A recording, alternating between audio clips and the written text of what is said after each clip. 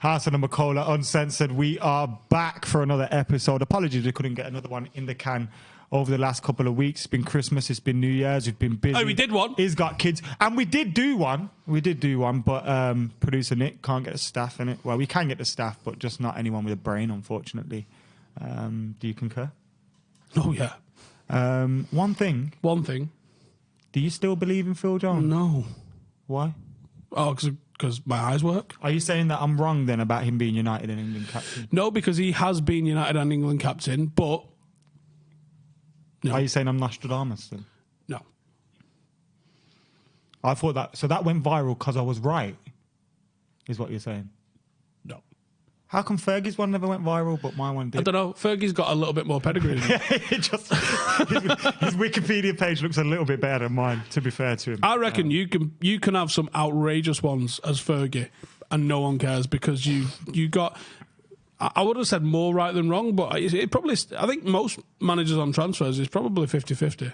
Comparing him to Duncan Edwards, though. Yeah. It's a bit rum, that. I mean, as football fans, we get a lot of things wrong. I've had some great things right. I think it's your right as a football fan to be completely fucking utterly over the top on your own team. That's the whole point. I think people that are pundits that pander to the fucking opposition fans are absolute dicks. That's not the point of football. The point of football is that moment against the opposition. Don't fucking pander to the opposition. It's all that about. What is all that about? What is all that about? Get your comments in the comments below. Make sure you get your questions in for the next one as well. We'll be trying to answer as many as possible. Bruno Fernandes. This looks like it's happening. This is a turn up for the books, isn't it? When we did this last show that never went out to air, we didn't even talk about Bruno Fernandes because that sort of broke right after, which is probably pretty good, actually. I think he's Pogba's replacement.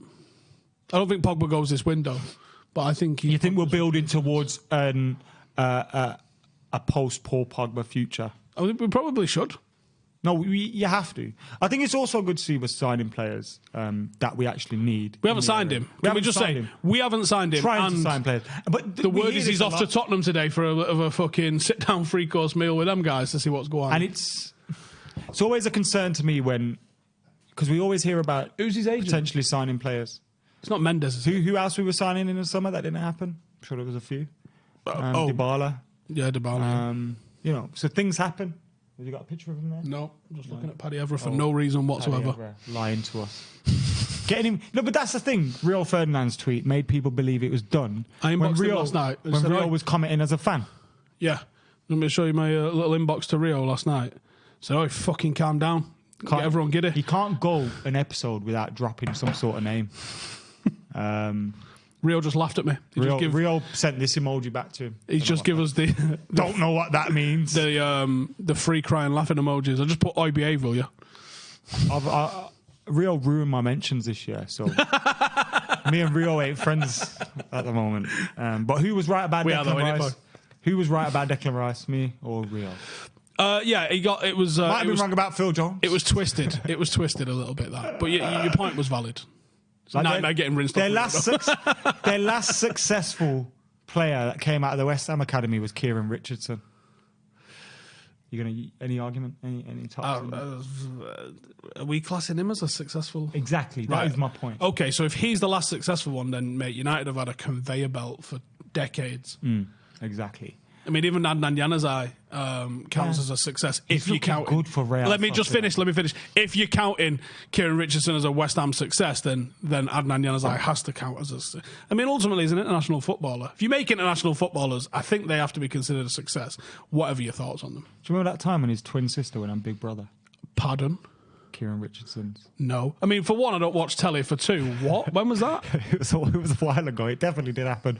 Joel's going to have a Google because he just wants to see, typical, he just wants to see a picture of her. That's the images.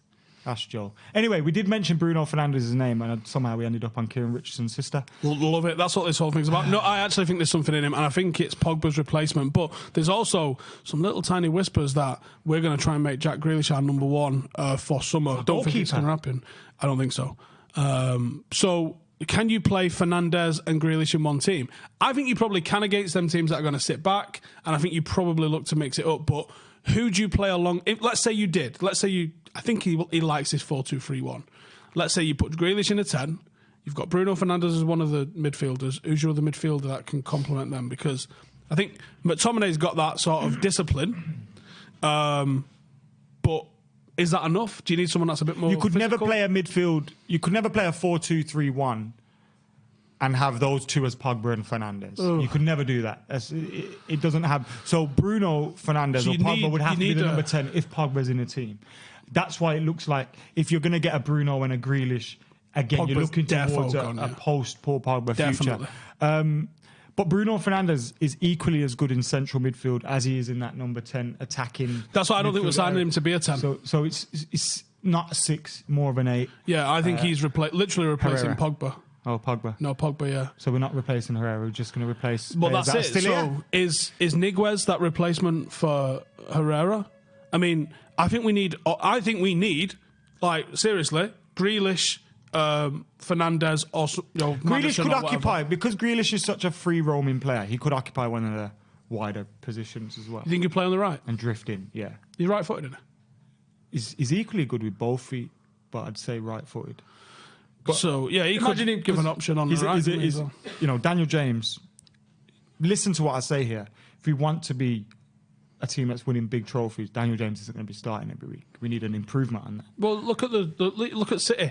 Mahrez doesn't start every week. Sane doesn't start every week. Isn't he like There's options. Player of the year doesn't start every week? Yeah, so like you do have to have options. Both. Which is why I think in the midfield area, your Niguez is your replacement for Herrera. I think Fernandes is your replacement for Pogba. But I still think you need that number 10 because I don't think any of our number 10s are up to scratch. So for me, Grealish would probably be that 10.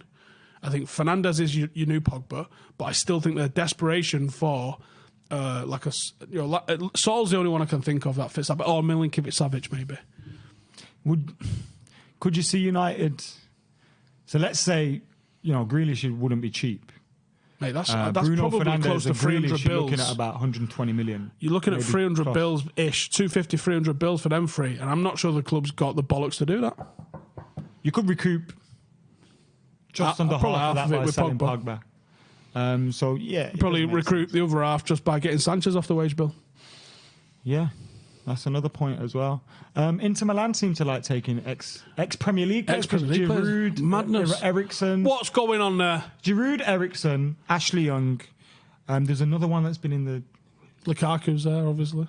Was it Alonso, or is that before Young came into the... Darmian. Darmian's at Parma. I think there's talk of him going into. Oh. Just for the Premier League experience. That was the whole deal, wasn't it? He went to Parma first so he could move elsewhere after. Yeah, they do. It's almost like, remember back in the day, the Premier League. This is something we did discuss in the one that never had audio. Premier League used to take Italian players or players Football from Italia days, yeah. From the back end of their career for big contracts. You never got Baggio, Weir and Maldini and all of them guys. You never got them. Even Desai came to Chelsea later in his career. I mean, how old was Desai when he came? He was easily 28, 29, if not in his 30s. It was after he won the World Cup when he came, right? I don't know, actually. Won it in 98. He was playing. I think he was playing for Chelsea in so he probably came just before he won the World Cup. But yeah, so that was the game, and now it seems to have flipped. And we did go quite in depth on the reasons why it's flipped around. And TV money of the Premier League's a big one, but a knock-on effect. Yeah, the match-fixing scandal in Italy has killed it. And we did talk about if there was a match-fixing scandal in England. That would murder the crowds, wouldn't it? It'd decimate them. It would absolutely fucking you'd see half-empty stadiums because you just lose all the trust in. I hate the word, but in the product, and that's literally what happened in Italy. You'd gone from having enormous crowds. I mean, that was the pinnacle, wasn't it? Football Italia, James Richardson, all of those teams, all of those stadiums. It was brilliant. That was an absolute treat for it. The careers we got to watch. It was fantastic. Because we never really. I grew up without Sky. Well, intermittently when we would pay the bill, I had Sky. It was on Channel 4. That was on Channel 4. You get to see games on a Sunday as well. So there's one live game usually. Come back from playing football, there'd be a live game on. You get to see the likes of Adriano coming through, Ronaldo. They had this. They had a magazine show, and it was it had great access to the players. So the stupid intros that Joe does for Stretford Paddock. Stupid. Yeah, you know what I mean. Don't. So they would do those with David Platt and Gaza and Vialli and stuff like that, and they would do all of those mad intros, was for like, I mean, Football Italia was a proper institution that you probably wouldn't even get away with half the shit that they said and did now. But it was brilliant. So they had this whole magazine show. So it was like a bit of a cross between like a match of the day and Soccer AM sort of thing. No, probably because there's so many live game coverage. Nothing that had that personality. Yeah. But like it was a bit of a cross between like it was a Sunday morning version of Match of the Day with like a Soccer AM kind of vibe. Sunday supplement, but good one. Yeah. Good journalist. So it was brilliant. It was absolutely genuinely brilliant telling. It came out of nowhere. And the football was sensational. Sensational. Did you ever see the documentary that BT made about it? Required viewing. Because I think they said they ended up getting like I think they paid like $1 million for the TV rights, Channel 4. And they was like, we thought it'd do all right, but we didn't think it would absolutely blow the doors off it like the way it did. It became cult watching, didn't it? I think a lot of it was to do with the football and the quality of the football. But a lot of it was James Richardson's personality. You know, it was this geezer that could speak Italian. You know, he had a quirky bit of a sense of humour about him. You know, sitting there outside with the Gazzetta dello Sport. But back then, like, obviously Manchester United, because I was obsessed with Manchester United as a kid, I spoke about Manchester United.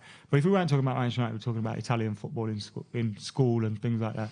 And then when we'd get linked with Marcelo Salas, you'd get linked with linked with Batistuta, original Ronaldo, mate. All of those. Which you knew they were. Which number? So we got linked with Inzaghi, Batistuta, Kluivert, Ronaldo, all these great number 9s. Salas. Which number 9, if any? I think we're both going to say the same one. But which one would you have signed? Ronaldo. Yeah. All day long. Okay, excluding Ronaldo, because that's a boring conversation. Yeah. But it's Ronaldo. But as you know, because you've asked him face to his face, United never came in for him. But Batistuta. Batty-goal. We were in for him. Like, I did a podcast with Martin Edwards, and he said he overruled Fergie at the time, about 96, 97. He said, we was trying to sign him. We agreed with him. He goes, he came in. His wages were mental. He goes, they just totally blew everybody else's out the water. So he probably wanted about 28 grand. He would have been great in the Premier League. Oh, he was so good. It was like the way he hit the ball as well. Like, I remember there was a free kick he took from like 6 yards out. Must be for a back pass. Someone rolls it to him and he just twats it in the net. And you don't see the ball move. You just hear... like the net just ripple, and it's like... He was mint. He is a mint. I loved Inzaghi's celebrations as well, climbing up the fence. Yeah, I mean, all of those things. We had a fence and just... all of those things, like Football Italia, like when we got those Italian teams in Europe, and that's why things like the treble run in 1999, because we had Inter Milan, because we had Juve, we knew about these teams. Barca, Bayern Munich and you didn't really know that so much about, you definitely didn't see much of Bayern Munich, and you definitely didn't see much of Barcelona at the time. But they were, I remember going into the game against Bayern Munich, there was a fear there, because they were on for the treble as well, so there was that kind of, shit, these are good, they got Effenberg, they got this guy, so they had a proper team. Carsten Janker. Yeah.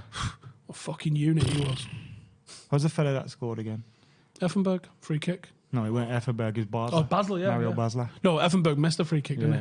To put it to 2-0 at the time. Yeah, Sammy Kuffour, what's the enduring memory of your career crying on the floor after United beat us? The only time I've seen someone that hysterical since was William Gallas. When he was asked to play for Arsenal.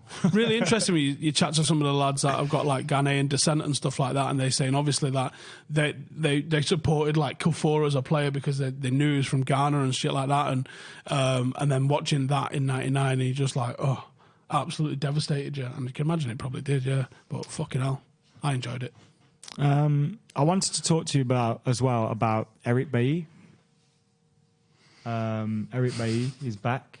Yeah, he looked bicycle good. Kicks. Yeah, bicycle kicks in a 6-yard box. He's back. Just Bay things. Just Bay things. Did you watch the game? I watched bits of it. Hannibal Mejbri, who I saw in the Mercedes-Benz Junior Cup. He's legit. The Mercedes-Benz Junior Cup was a great tournament. I would have liked you to have been there, to be honest. I think you would have enjoyed it. So it's a shame we didn't bring you. Arsenal just conceded. Yeah. And this is horrific. I've been trying to not say anything about that so we don't date this, but... We're filming it Saturday before the match and Arsenal just conceded. That's shocking. Yeah, Hannibal Mejbri obviously set up a goal for James Garner, which was a fantastic finish. Most of the talk about Eric Bailly, Timothy Fosu-Mensah returning. You tweeted saying, Timbo, don't look into that. I remember thinking, Steve's been out for about fucking 12 years. What did I say? Hopefully it's just rustiness. Yeah, I know. Like, before we get fucking pelters, about 12 minutes later, he does a fucking box-to-box sprint, which just fucking carries the entire team with him.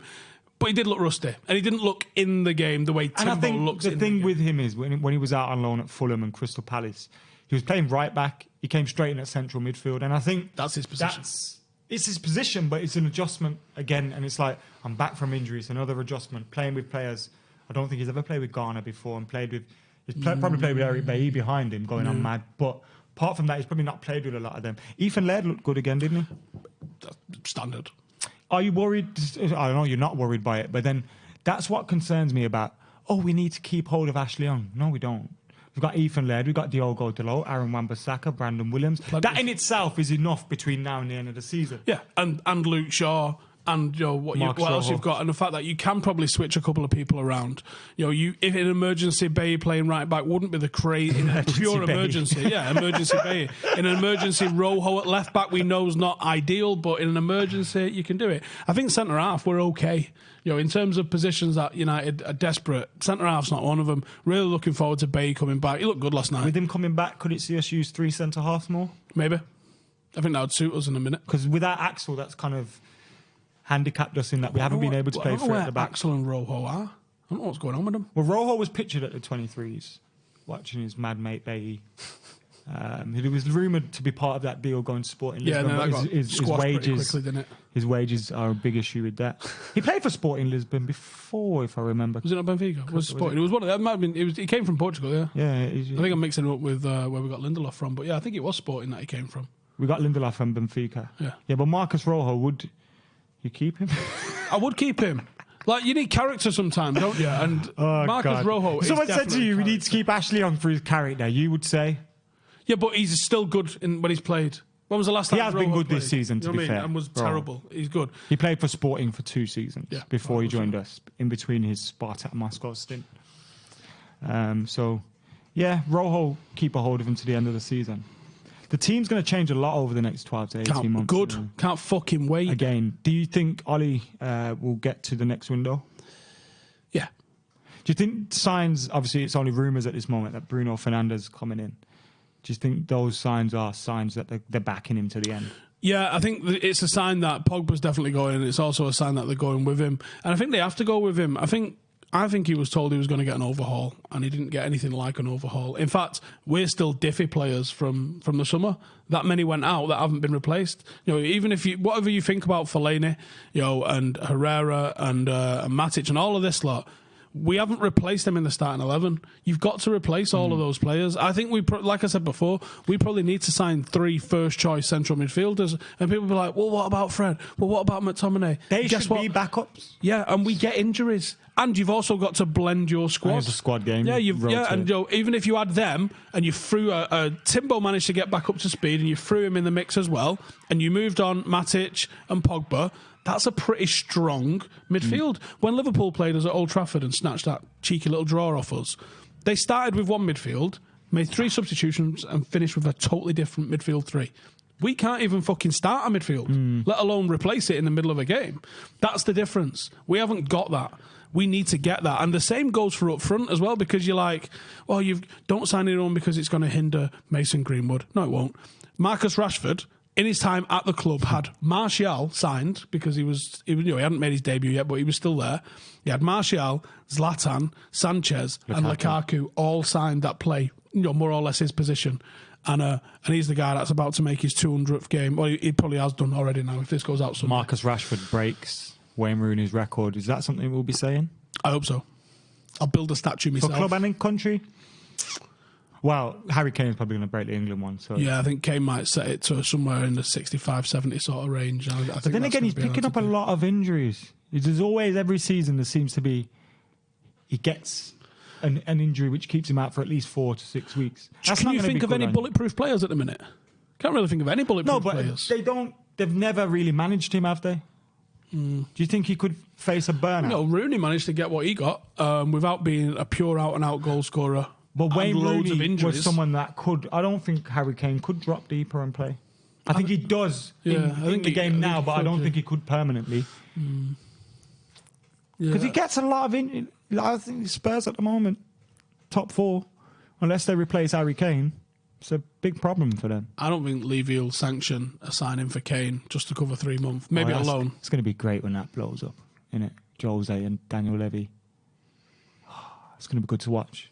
How long do you give Jose at Spurs? No, 2.5 hours. Fair enough. No, I don't know. I really don't know. I think if he doesn't get his way on signings this window, and if he also gets the same sort of treatment in the summer, like if they're legitimately in for Bruno Fernandes and they're just not up for competing, then I would think Jose probably starts to see his arse about that. But I mean, they're pretty all right in that department anyway in midfield. So Bruno Fernandes, does it happen this transfer window out of 10? For 10 being it definitely does. 7. Any other business? I think the club think they're going to sign 2. I don't know. One on top of... Yeah, I don't know what the other position is. I mean, guessing, I think possibly a striker, but I would go with another midfielder. Didn't Mandzukic go to Qatar? Something like that, yeah. So that's not... like, who else could be that? Do you know, I've just totally pulled this out my ass. I haven't been told this. I haven't heard this. I wouldn't be upset if we signed like a Josh King. Because he's not going to start every week. He's not going to demand to start every week. Signing an academy player back again. Right, that's why. He's an academy player back. He's Norwegian by trade.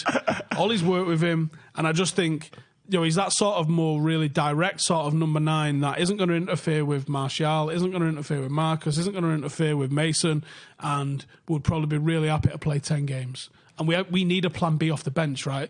If we lost Martial, all our forwards are playing. Who comes off the bench? So it's literally to be a backup in that position. Josh King, probably get him for like 15 mil or something. We're having it. Zlatan would have been good fun. Zlatan would have been good. Should we wrap it up there? Yeah, let's do that. Make sure you're checking out Mr. Stephen Howson on everything. Make sure you're checking out Full Time Devils. We'll be back with another Howson and McKola Uncensored, so make sure you get your questions in for the next one. And for now, we've been uncensored a little bit. Fucking boggers. See you later.